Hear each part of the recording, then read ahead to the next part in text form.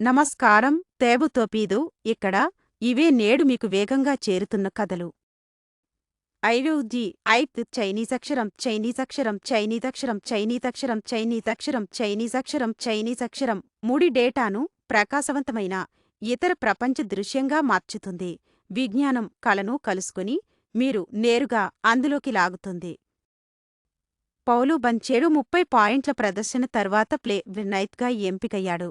ఇది ఆలందో మధ్యకి మయమిని 133-124 తేడాతో ఓడించడంలో సహాయపడింది. అంతెని బ్లక్ కూడా మద్దతు ఇచ్చాడు. ఎన్ఎఫ్ఎల్ ప్లేఆఫ్ పరిస్థితి మారుతోంది. మహోమ్స్, ద్రెక్సన్, ఈగిల్స్ పెద్ద సంఖ్యలు సాధించి రేస్ను కఠినంగా చేసి ఎంవీపీ చర్చను పెంచుతున్నారు. నెట్ఫ్లిక్స్ మరియు 50 సంత్ ఒక డాక్యుసిరీస్ పాల్గొనేవారి నుండి దావా ఎదుర్కొంటున్నారు. ఆమె తన కథను అన్యాయంగా ఎడిట్ చేయబడిందని చెబుతోంది. ఇది కథన నియంత్రణను హైలైట్ చేస్తుంది. కళాకారుడు అందే థంకిన్స్ తన లక్స్కిన్స్ సిరీస్తో దృష్టిని ఆకర్షిస్తున్నాడు. ఇది గైర్హాజరును స్పర్శనీయంగా చూపి గ్యాలరీలో చర్చను రేకెత్తిస్తోంది.